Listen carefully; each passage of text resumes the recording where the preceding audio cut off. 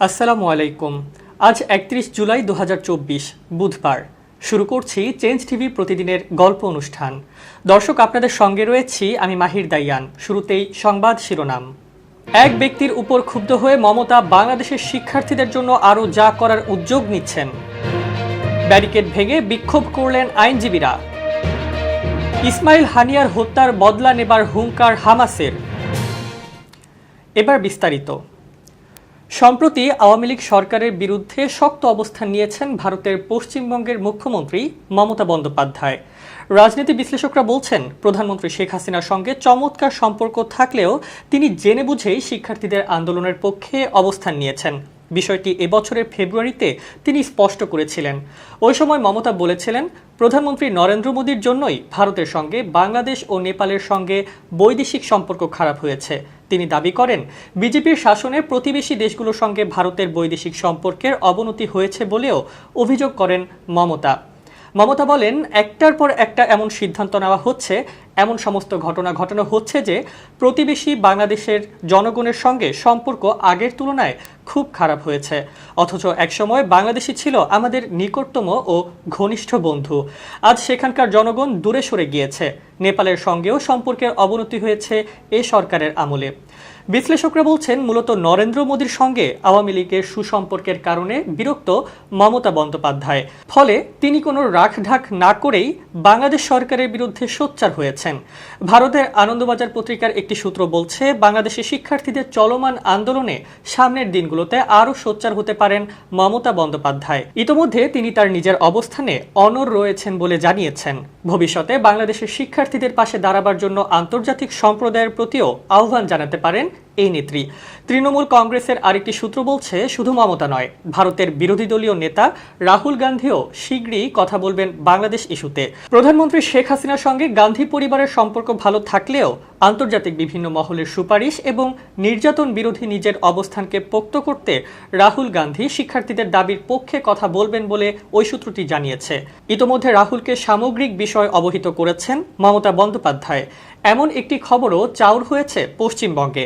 ফলে ভারতের লোকসভায় বিষয়টি তুলতে পারেন বিরোধী দলীয় নেতা রাহুল গান্ধী। গত ২১ জুলাই কলকাতার ধর্মতলায় জনসভায় দীর্ঘ বক্তৃতা দেন মমতা ব্যানার্জি। সেখানে বাংলাদেশ প্রসঙ্গে ১.৫ মিনিটের মতো কথা বলেন তিনি। মমতা বলেন, চিন্তা করবেন না, বাংলাদেশে যদি আপনাদের কোনো পরিবার পরিজন থাকে, কেউ পড়াশোনা করতে যান, কেউ চিকিৎসা করাতে এসে ফিরতে না পারেন, যদি কোনো সহযোগিতার দরকার হয়, আমি বাংলাদেশ নিয়ে কোনো কথা বলতে পারি না, কারণ ওটা একটা আলাদা দেশ।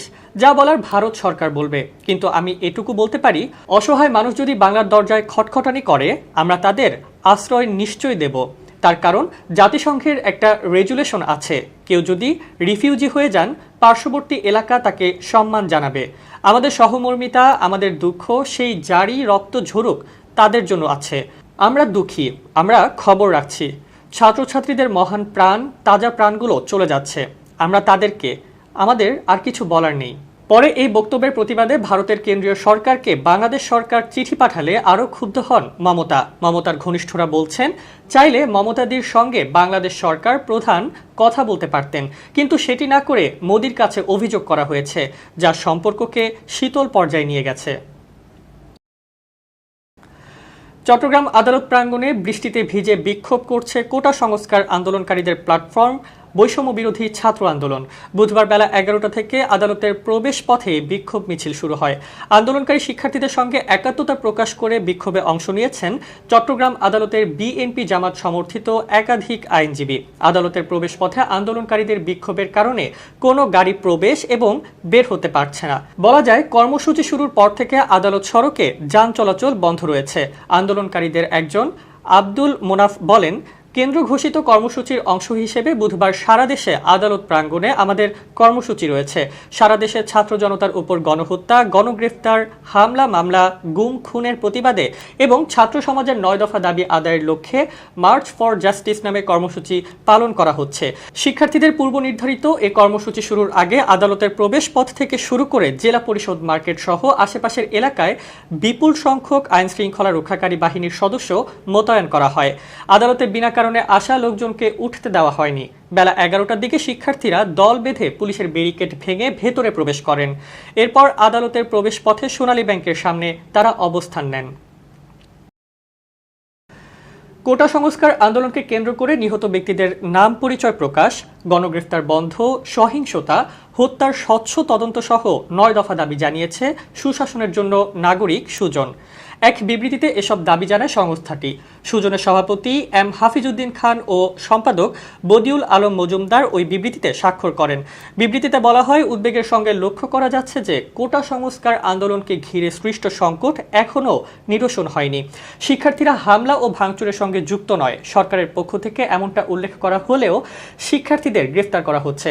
রাজধানী সহ বিভিন্ন এলাকায় ব্লক দিয়ে গণগ্রেফতার অব্যাহত রয়েছে। ফলে জনমনে আতঙ্ক সৃষ্টি হয়েছে। গণমাধ্যমের প্রতিবেদন অনুযায়ী 29 জুলাই পর্যন্ত রাজধানীতে 243টি মামলা হয়েছে। সারা দেশে 10,000-এর বেশি মানুষকে গ্রেফতার করা হয়েছে।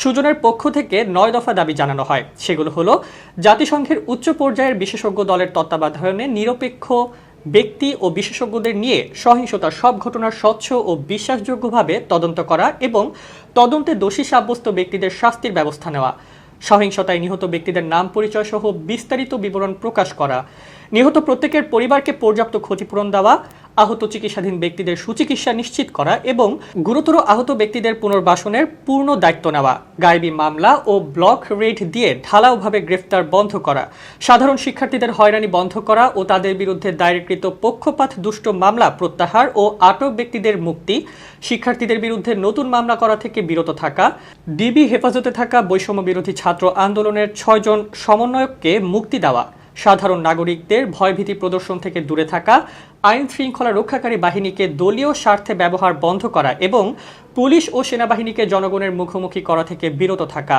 যথাযথ আইনি প্রক্রিয়া অনুসরণ না করে এবং সুনির্দিষ্ট অভিযোগ ছাড়া কাউকে তুলে নিয়ে পুলিশের গোয়েন্দা শাখায় বা থানায় হাজির করা থেকে বিরত থাকা। প্রধানমন্ত্রী শেখ হাসিনা বলেছেন, আন্দোলনের নামে যেসব ঘটনা ঘটেছে, ধ্বংসাত্মক কাজ করেছে, অনেকগুলো প্রাণ শেষ হয়ে গেছে।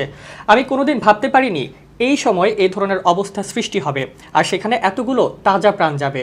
বুধবার সকালে বঙ্গবন্ধু আন্তর্জাতিক সম্মেলন কেন্দ্রে জাতীয় মৎস্য সপ্তাহের উদ্বোধনী অনুষ্ঠানে তিনি এসব কথা বলেন। মৎস্য ও প্রাণী সম্পদ মন্ত্রী মোহাম্মদ আব্দুর রহমান অনুষ্ঠানে সভাপতিত্ব করেন। শিক্ষার্থীদের কোটা সংস্কার আন্দোলন নিয়ে সরকার প্রধান বলেন, কষ্টের বিষয় হলো যেখানে কোনো ইস্যুই ছিল না, যে কোটা আমি সম্পূর্ণ বাতিল করে দিয়েছিলাম, হাইকোর্টের রায় এটাকে যখন আবার নিয়ে আসা হয় তখন আমরা সরকারের পক্ষ থেকে আপিল করি। আপিল বিভাগ হাইকোর্টের রায় স্থগিত করে দিয়ে পূর্ণাঙ্গ শুনানির তারিখ নির্দিষ্ট করে দেয়। কাজেই আবার সেই কোটা ফিরে আসে।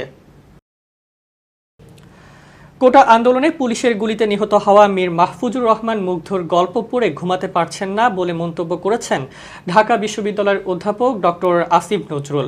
দেশের চলমান পরিস্থিতি নিয়ে কথা বলতে গিয়ে কথা বলেন ঢাবির এই অধ্যাপক। তিনি বলেন, আমি ঘুমাতে পারি না যখন মীর মাহফুজুর রহমান মুগ্ধর গল্প পড়ি। যে ছেলেটা আন্দোলনে গিয়েছিল বিস্কুট ও পানি দেওয়ার জন্য, সে মারা যাওয়ার আগেও বলছিল, কারো পানি লাগবে, কারো পানি লাগবে। এ অবস্থায় তার মাথায় গুলি করে তাকে হত্যা করা হয়েছে। আসিফ নজরুল বলেন, ঘুমাতে পারছি না যখন দেখছি 11 বছরের একটা ছেলে বাসায় টিয়ার শেল ঢুকছে, সেটা আটকাতে গেলে ওই শিশুকে গুলি করে হত্যা করা হয়েছে। 6 বছরের রিয়া মারা গেছে, 4 বছরের শিশুটিও মারা গেছে। তিনি আরও বলেন, আজকে আমরা শুনতে পাচ্ছি চলমান আন্দোলনে 267 জন নিহত হয়েছেন। একজনও বাড়িয়ে বলছি না। প্রত্যক্ষদর্শী অনেকে জানিয়েছেন যে সংখ্যা প্রকাশ পেয়েছে এর থেকে আরও অনেক বেশি মারা গেছে, অন্তত 1000-এর বেশি মারা গেছে। দর্শক, এবার খুব জরুরি 1 মিনিট জানাচ্ছেন ইউনেস্কো ক্লাব পুরস্কার বিজয়ী সাংবাদিক আমিরুল মোমিনিন মানিক। খুব জরুরি 1 মিনিটে প্রত্যেককে আমন্ত্রণ। আমরা অনেক সময় বলে থাকি যে আমি কেন এটা করলাম। আপনি যদি কোনো ভুল করে থাকেন, ভুল করে ফেলেন, তাহলে এই ভুল করার পর হাহুতাশ করে কোনো লাভ নেই, বরং ভুল থেকে শিক্ষা নিন। এই ভুল যেন আর না হয় সেই প্রচেষ্টা করে সামনের দিকে এগিয়ে যান। কারণ আপনি যদি বারবার ভুলের চিন্তাটা পুনরাবৃত্তি করেন, তাহলে নতুন কাজে উদ্যম পাবেন না, এগিয়ে যেতে পারবেন না। সেই জন্যে ভুল হয়ে গেলে ভুল থেকে শিক্ষা নিয়ে নতুন কাজে নতুন দীক্ষায় দীক্ষিত হয়ে ঝাঁপিয়ে পড়তে হবে, তাহলেই জীবন এগিয়ে যাবে। সবাই ভালো থাকুন, শুভেচ্ছা নিরন্তর। এবার দেশের বাইরের প্রসঙ্গ। গাজা উপত্যকা নিয়ন্ত্রণকারী গোষ্ঠী হামাসের শীর্ষ নেতা ও রাজনৈতিক শাখার প্রধান ইসমাইল হানিয়ার হত্যার প্রতিশোধ নেওয়ার ঘোষণা দিয়েছে গোষ্ঠীটি। বুধবার তার নিহত হওয়ার কিছুক্ষণের মধ্যেই এই ঘোষণা দেন হামাসের জ্যেষ্ঠ নেতা মুসা আবু মারজুক। ইরানের নতুন প্রেসিডেন্ট মাসুদ পেজেশকিয়ানের অভিষেক অনুষ্ঠানে যোগ দিতে তেহরান গিয়েছিলেন হানিয়া। সেখানে বুধবার এক হামলায় নিহত হন তিনি এবং তার এক দেহরক্ষী। যে বাড়িতে অবস্থান করছিলেন হানিয়া, সেই বাড়িটি উড়িয়ে দিয়েছে হামলাকারীরা। এই ঘটনার কিছুক্ষণ পর হামাস পরিচালিত টেলিভিশন চ্যানেল আল আকসা টিভিতে হানিয়ার মৃত্যুর খবর নিশ্চিত করে আবু মুসা মারজুক বলেন, আমাদের ভাই নেতা মুজাহিদ এবং সরকার প্রধান ইসমাইল হানিয়া ইহুদি জায়নবাদীদের হামলায় নিহত হয়েছেন। আমরা এই কাপুরুষোচিত হামলার জবাব দেব।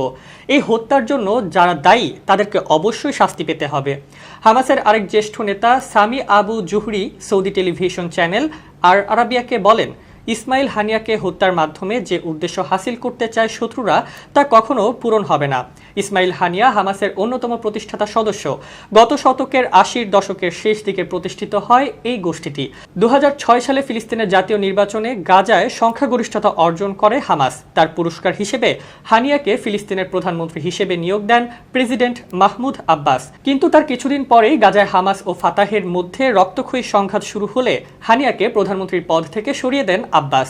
তবে হানিয়া এই সিদ্ধান্তকে অসাংবিধানিক আখ্যা দিয়ে সে সময় বলেছিলেন, তার সরকার ফিলিস্তিনের জনগণের কাছে প্রতিশ্রুতিবদ্ধ এবং জনগণের প্রতি দায়িত্ব পালন থেকে তিনি বা তার সরকার সরবেন না। তারপর থেকেই মূলত গাজার সম্পূর্ণ নিয়ন্ত্রণ চলে যায় হামাসের হাতে।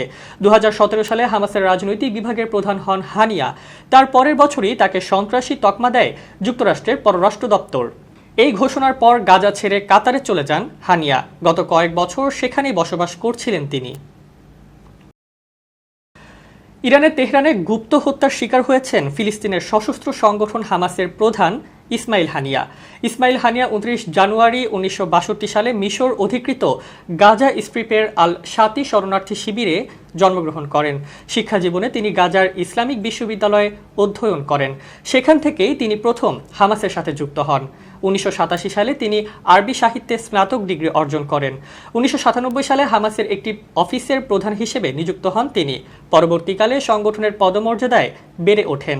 তিনি ইয়াহিয়া সিনওয়ারের স্থলাভিষিক্ত হয়ে গাজা উপত্যকায় হামাসের নেতা ছিলেন ২০০৬ থেকে ফেব্রুয়ারি ২০১৭ পর্যন্ত। ৬ মে ২০১৭ থেকে হানিয়া খালেদ মাশালের স্থলাভিষিক্ত হয়ে হামাসের রাজনৈতিক ব্যুরোর চেয়ারম্যান নির্বাচিত হন। সেই সময় হানিয়া গাজা উপত্যকা থেকে কাতারে স্থানান্তরিত হয়েছিলেন। ১৯৯৭ সালে ইসরাইল আহমেদ ইয়াসিনকে কারাগার থেকে মুক্তি দেওয়ার পর হানিয়াকে তার অফিসের প্রধান হিসেবে নিয়োগ করা হয়।